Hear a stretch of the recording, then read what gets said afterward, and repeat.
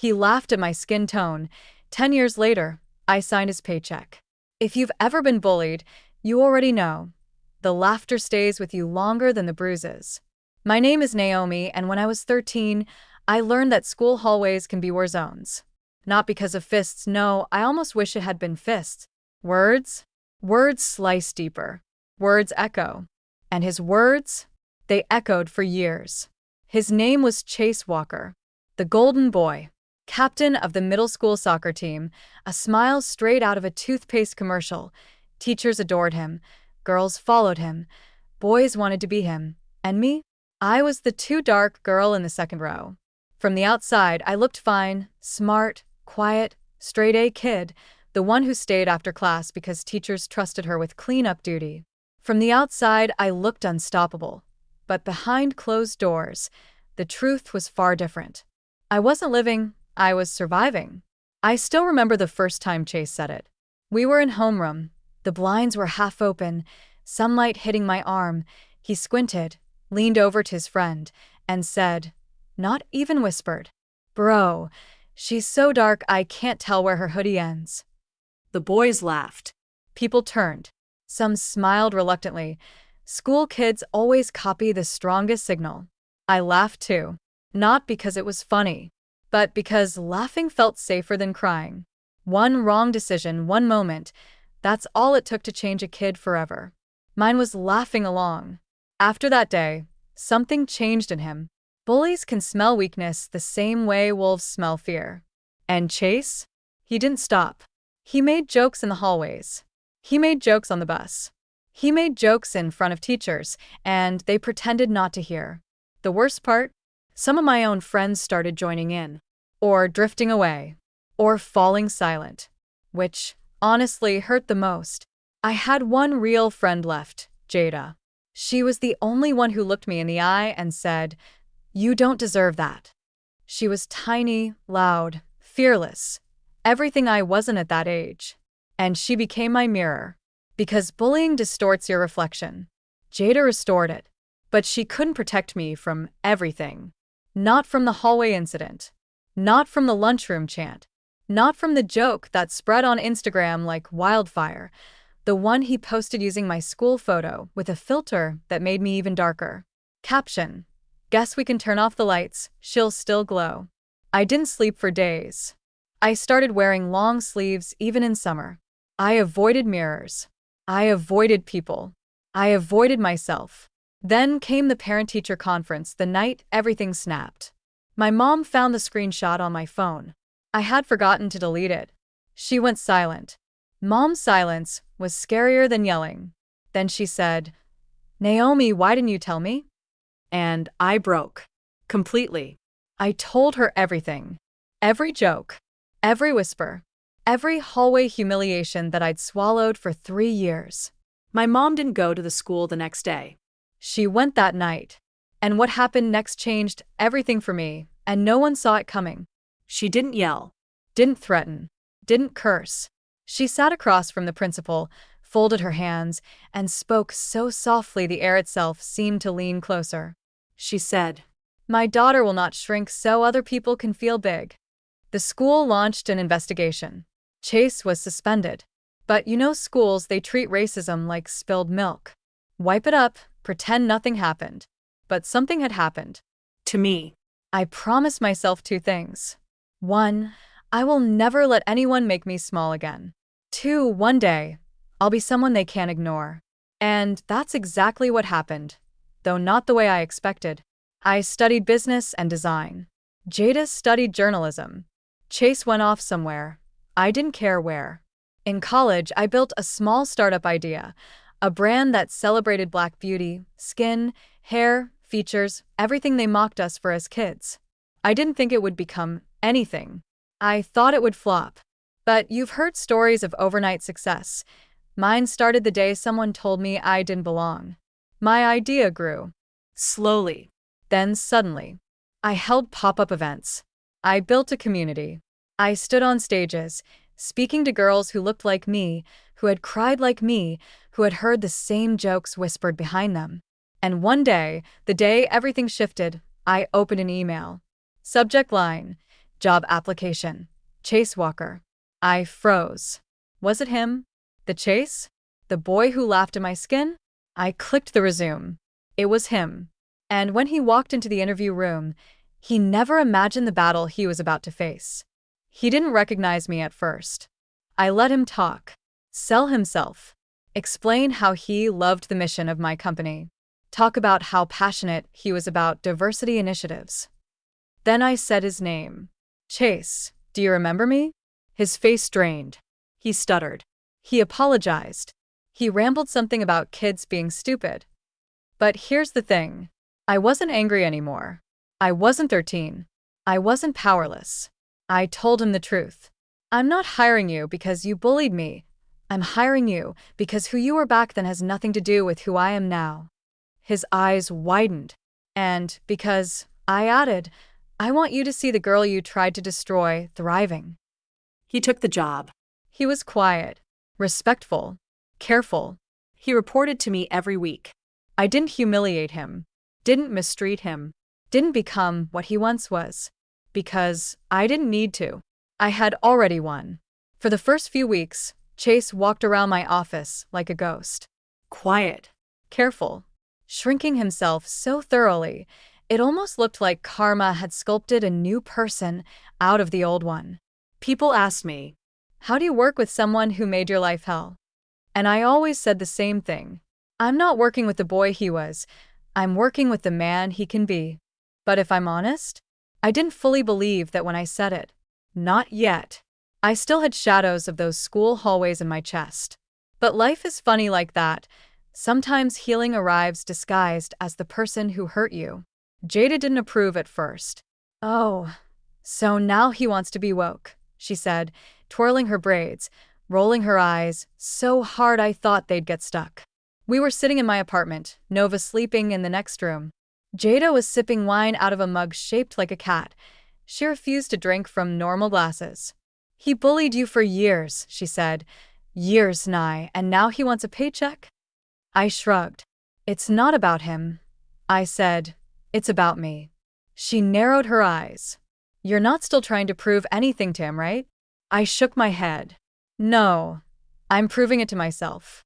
Jada sighed dramatically, but she smiled. Well, fine, but if he even breathes in a way you don't like, I'm slashing tires. I did it once in 11th grade. Don't test me. I laughed so hard I nearly woke the baby. Jada always knew how to drag me back to earth. With humor, with loyalty, with truth. But there was something else about Chase now, something I didn't expect. He stayed late after work. Not to impress me. He never tried to impress me. He stayed because he genuinely wanted to learn. To help. To be useful. He asked questions. Listened.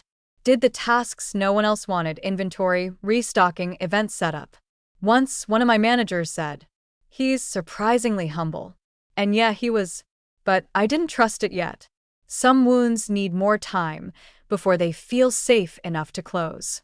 Meanwhile, my life outside the office was unraveling in a different way. Nova came home one day unusually quiet. She dropped her backpack, sat on the couch, and stared at the floor. Mama, she whispered, why did a girl at school call my hair messy? I froze. A lightning bolt of old pain cracked through me. That one sentence yanked me back in time. To middle school hallways. To cruel whispers. To the way Chase laughed while others joined in. I held Nova close.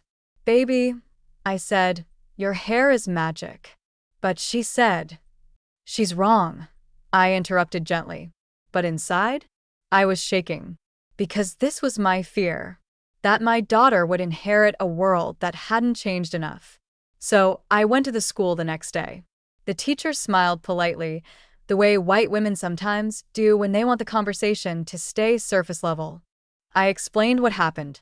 She nodded sympathetically. Well, you know how kids are. I looked her dead in the eyes. No, I said, I know how society is, and it starts here. The room went quiet. I realized then, everything I fought for as a kid, everything I built as an adult, everything I healed from, wasn't just about me anymore. It was about her. Nova. The next generation. That night, I held her and promised, I will never let the world make you feel small. A promise I intended to keep. A rival brand began undermining my company. Anonymous smear campaigns, fake reviews, inflammatory posts about our products. At first, I ignored it. Then it escalated. Someone emailed, check your employee loyalty. Not everyone wants you to succeed. I didn't know who sent it or why, but it planted a seed, a dangerous one that would bloom in the most unexpected moment, turning all my assumptions upside down. And the first tremor of that earthquake came from the last person I expected, my friend Jada. The next few weeks felt like living two different lives. At home, I was trying to raise a daughter who deserved a world softer than the one I grew up in. At work, I was trying to protect a company I built from nothing.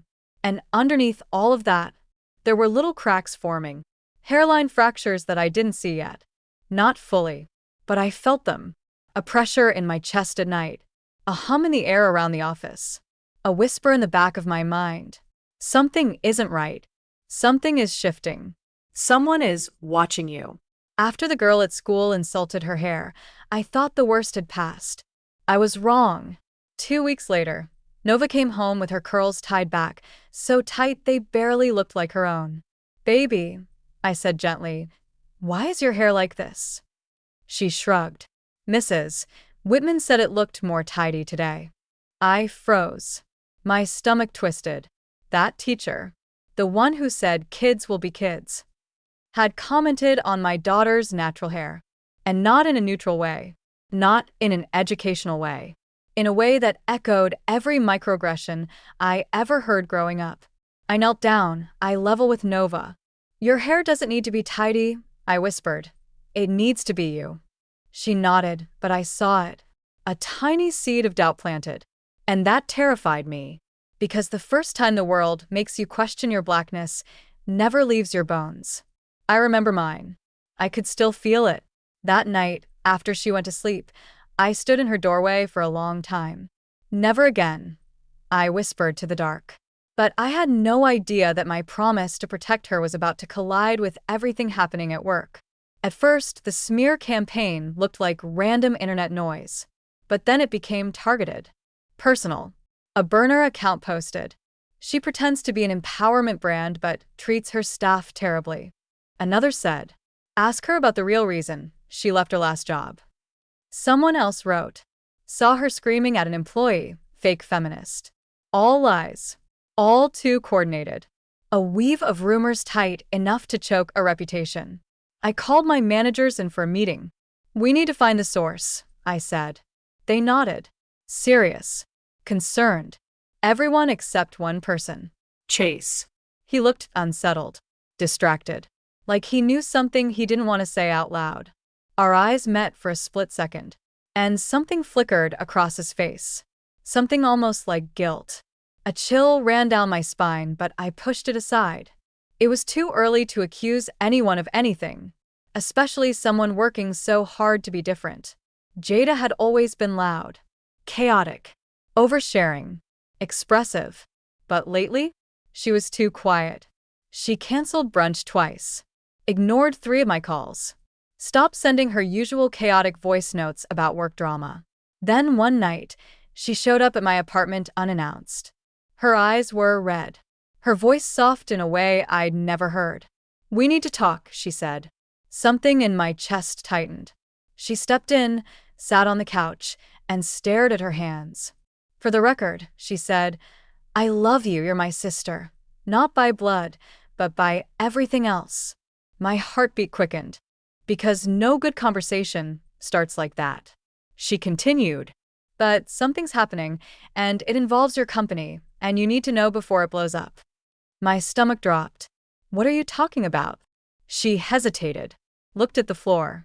Someone is planning something against you, Nye, and I didn't know how to tell you because her voice cracked. Because I'm part of it. I just stared at her. The room seemed to tilt, like gravity had shifted. My best friend. My ride or die. The woman who watched me give birth. The woman who held me through heartbreak. The woman who threatened to slash tires for me. What do you mean you're part of it? She covered her face with her hands. I didn't know it would go this far, she whispered. I swear to God, I didn't know. I didn't speak. Couldn't. Because there was something in her voice. A trembling honesty. A shame too heavy to fake. Jada was hiding something big. Bigger than anything I imagined. Bigger than some petty jealousy or misunderstanding. And whatever it was, I could feel it tightening a rope around my world. The next day, Chase showed up early. Before anyone else. Before sunrise. I walked into the office kitchen and found him sitting at the table, hands clasped so tight his knuckles were white. You okay? I asked carefully. He looked up. His eyes were red. Not from crying, from lack of sleep. I need to tell you something, he said. I froze. Because those were the same words Jada had said. And now here he was. Same tone. Same tension. Same dread curling in my stomach. But before he could continue, the door opened and a delivery worker stepped in with a box. Chase snapped shut. Completely. Whatever he wanted to say died instantly.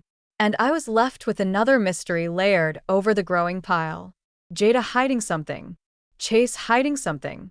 The smear campaign escalating. Nova struggling at school. All of it tightening. Like a string pulled through too many knots. That afternoon, I received an email from the burner account that had been posting rumors. But this time, it wasn't vague. It was a direct hit. The subject line. You should have stayed small. The message. You think you escaped what happened in high school? You didn't. Some people remember exactly who you used to be and exactly how to destroy you. I stared at the screen. My breath caught in my throat. Because those words, that tone, that familiarity, it sounded like someone who knew me. Not a stranger. Not a competitor. Not a customer. Someone who had walked the same hallways. Someone who remembered the girl with the too dark skin, the too curly hair, the too quiet voice. Someone who remembered my past. And someone who clearly wasn't finished with me. At Nova's school drop-off the next morning, the girl who made fun of her hair approached us with her mother. The mother forced a smile. We just wanted to apologize, she said. Her daughter looked bored, uninterested. I nodded stiffly. But then the mother said something that froze my blood. My daughter didn't mean anything racist. She just said what she heard online. Online? I repeated. Yes, she saw something about you, about your business? Some video? She didn't understand it, of course. I felt the world tilt. What video? The mother shrugged. I don't know, something trending, I guess. Kids see everything these days. My pulse quickened. A video? What video? Something about me? Something that a child saw at school? And suddenly I understood. This wasn't just a smear campaign. It was a coordinated attack. Someone wanted to hurt me. Not my brand. Not my reputation. Me. My child got caught in the crossfire. That evening, as I was putting Nova to bed, my phone buzzed. A text. From an unknown number. I opened it. It was a screenshot of a private message thread between two people. The first message.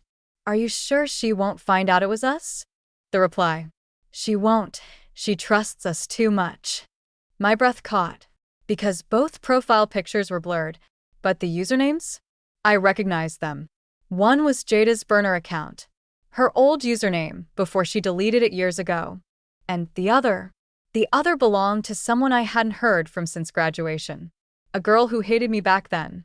A girl who whispered insults behind her locker door. A girl who mocked my hair. A girl who followed Chase around like a shadow. A girl who never outgrew being a mean teenager. Her name. Samantha Hale. I stared at the screen, unable to breathe. Jada and Samantha, working together. Against me. And that wasn't even the worst part.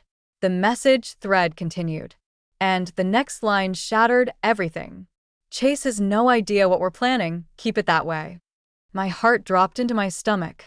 The room spun. Everything I thought I knew twisted. Jada involved. Samantha involved. Chase unaware. Or maybe not. Multiple betrayals brewing. Multiple secrets tightening around me. This wasn't the climax yet. Not even close. Because the real truth? The one hiding behind this? The one that will break everything open? It hasn't been revealed yet. The screenshot burned in my hand. Jada. Samantha. A secret plan. A video. A betrayal years in the making. I felt frozen. Not with fear, but with clarity. A sharp, painful clarity that comes only when the truth punches through the last layer of denial. This wasn't random. This wasn't business competition. This wasn't online hate. This was revenge. It began in school, and now it was coming full circle. The next morning, I called Jada. "Come over," I told her. My voice calm, too calm. She arrived quickly, like she was expecting this. Or maybe dreading it. She stepped inside, avoiding my eyes. "Where's Nova?" she asked quietly. "At my mom's." Silence. I held up my phone. The screenshot glowed between us. Her face broke. "Naom, I can explain." Then explain. Tears filled her eyes, but I didn't feel anything yet. It was like my emotions were on delay. "It started with Samantha contacting me," Jada whispered. "She told me you were getting big, too big. She said you forgot who you were. She said you abandoned the people who were with you when you were nothing." "I never abandoned you," I said. "I know." She covered her mouth, sobbing. "I know, but she twisted everything.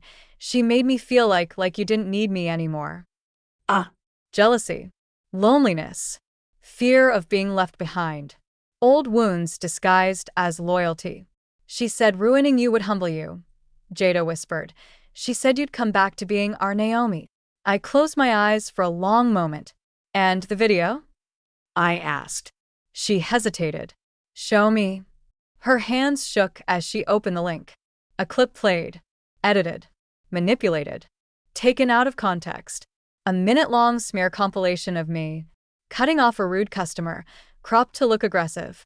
Refusing a collaboration, cropped to sound arrogant. Frustrated during inventory, cropped to look abusive. And then, the final shot. A freeze frame of me as a teenager. My middle school selfie. The one Samantha once leaked without permission. Caption. "Some people never outgrow who they really are." My entire body went cold. "That video went viral at your daughter's school," Jada whispered. "That's why the girl made fun of her hair." She repeated something Samantha said. A knife twisted in my chest. My past wasn't just haunting me. It was hurting my child. I took a long, steady breath. "Jada," I said quietly, "you could have come to me. You could have told me you felt left behind. You could have asked for honesty, not revenge." "I know," she cried. "I'm sorry. I thought I was doing the right thing. I thought she was my friend." "Samantha isn't your friend," I said. "She's the same girl she was at 13. She just learned how to hide it behind filters and edits." Jada sobbed harder. I softened just a little. "But what you did," my voice cracked. "You broke something I didn't think could break." She nodded miserably. "I'll fix it," she whispered. "I swear." "No," I said, gently but firmly. "I will." I didn't warn her. Didn't schedule a meeting. Didn't write a message. I pulled up to her place, walked up the steps, and knocked. She opened the door with a smile sharp enough to cut glass. "Well," she said, "if it isn't our hometown superstar." "Take the video down," I said calmly. She laughed. "Insecure, even after all that success?" Wow. Her arrogance washed over me like dirty water. "Samantha," I said, "what you did is harassment, defamation, doxing, cyberbullying, and you targeted my daughter by extension." She crossed her arms. "And? What are you going to do about it?" I took out my phone, pressed play on a recording. Her voice, crystal clear. "She won't find out it was us." Her smile finally cracked. And then, I pulled out a second recording. Jada confessing everything. Samantha's face drained of color. "You think you're untouchable because you peaked in high school?" I said. "You think bullying ends because you grow older? It doesn't. People like you just learn how to disguise it." She stepped back. "I could ruin you," she hissed quietly. "You already tried," I said. "And failed." I showed her the cease and desist drafted by my lawyer. "And if the video isn't gone in 1 hour, this goes public." Her jaw clenched. Her ego fought her common sense. But in the end, fear won, as it always does for bullies. She took the video down. All copies, all backups, all edits. Gone. And I didn't look back when I walked away. A month later, during payroll, something struck me. As I reviewed the signatures, I paused at the last envelope.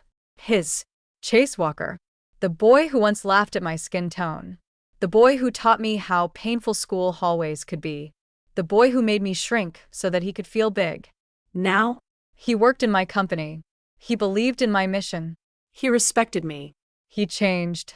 And the truth was, So did I. I picked up the pen, signed the paycheck slowly, and in that moment I realized something. This wasn't revenge. This wasn't humiliation. This wasn't a power fantasy. This was healing. This was full circle. This was closure. I sealed the envelope, walked into the workspace, and handed it to him personally. He looked surprised. I smiled. He laughed at my skin tone. I said quietly. 10 years later, I signed his paycheck. Chase exhaled, a long, humbled breath. I deserved that, he whispered. No, I said. You deserved the chance to be better, and you took it. That night, Nova climbed onto my lap. Mama, she whispered, why do you look happy? Because I was. Truly. Honestly. Deeply. Because, I said, kissing her forehead, the world tried to make me small today, and I didn't let it. She curled into me, small and warm and safe. I whispered into her hair. No one will ever make you feel unworthy of your skin. Not while I'm here. And in that moment, everything I survived, everything I lost, everything I rebuilt, felt worth it. Because my story didn't end with bullying. It ended with power, with forgiveness, with justice, with a daughter who would grow up unafraid of her own beauty. And that was the real victory.